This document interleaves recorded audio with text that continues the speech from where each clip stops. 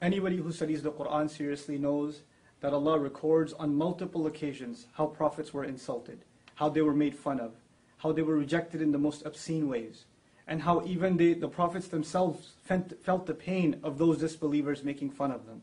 Nuh alayhi salam complains about how people found him disgusting, and that they would plug their ears, with their fingers and walk away from him and pull their clothes back as a show of insult to him. And our Prophet is no exception, sallallahu alaihi wasallam. This Quran that honors our Prophet also at the same time records the most hurtful words that were said to him, that the Prophet himself would have to recite and remind himself of the words that were said about him. Sahir, magician, majnoon, insane, kadhab, a perpetual liar. So many accusations are made against our Prophet sallallahu alaihi wasallam, and they're all recorded in the Quran. Allah wants us to remember that this is a fact, that all prophets, though they are the most noble of Allah's creation, and that Allah Himself has honored them, at the same time are people that will face the worst kinds of insults and the worst kinds of ridicule. But what is supposed to be the reaction? And if anybody's supposed to be angry and just be overwhelmed with rage when the Prophet is insulted, I would argue it would be his companions, whose faith, radiallahu anhum ajma'in, can't even be compared to yours and mine. But how come they don't react the way we do? How come they're not having any protests? How come they're not going out and yelling and screaming in rage? Because they understand that the Quran didn't just come to give them a love for their Prophet, but also to guide that love, and to also teach them how to respond to these kinds of insults. How is it that we don't know that the Prophet himself is told, sallallahu alaihi wasallam, وَاصْبِرْ عَلَى مَا يَقُولُونَ, be patient over whatever they say. I'm fascinated by this ayah, because the word ma means whatever. Whatever they say. Not whatever they've said, whatever they might even come up with. And the mudari' form in the Arabic suggests what they may have said in the past, but the present and even the future till this day. The Prophet's policy is to be patient himself, sallallahu alaihi wasallam. Where in the Quran does it justify our anger like this? And actually, is our anger even justified?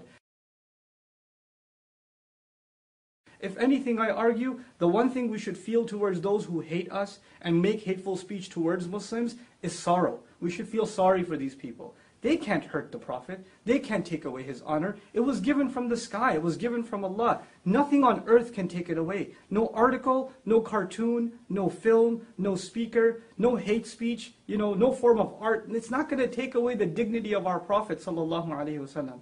And these films and these kinds of attempts are futile, wasteful attempts to try to undermine the message of Islam and to misrepresent Islam. But think about it. Us reacting in this emotional manner and engaging in senseless violence, is this not also misrepresenting Islam? Aren't we doing exactly what people want, the enemies of Islam want, for Islam to be misrepresented? If anything makes me angry, it's the anger at our own selves that we don't understand the policy of the Quran and how to respond to insults. Idfa' billati hiya ahsan. Respond with that which is best.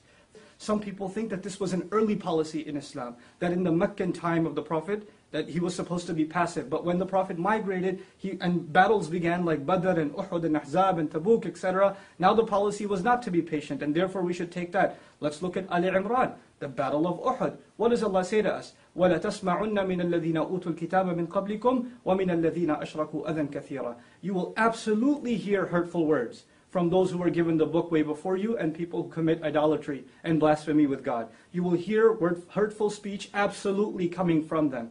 These kinds of things are a manifestation, a proof that Allah prepared us mentally for that. But what was supposed to be our reaction, God Himself tells us, Allah Himself tells us, وَلَا إِن تَصْبِرُوا وَتَتَّقُوا فَإِنَّ ذَلِكَ مِنْ عَزْمِ الْأُمُورِ. If you can be patient and you can maintain your consciousness of Allah, then that is the most noble of deeds, the highest of accomplishments that you can accomplish.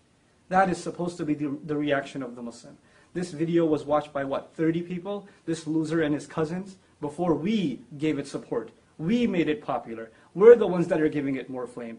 In school, bullies tease the kid that they know takes the teases and gets, he shows a reaction.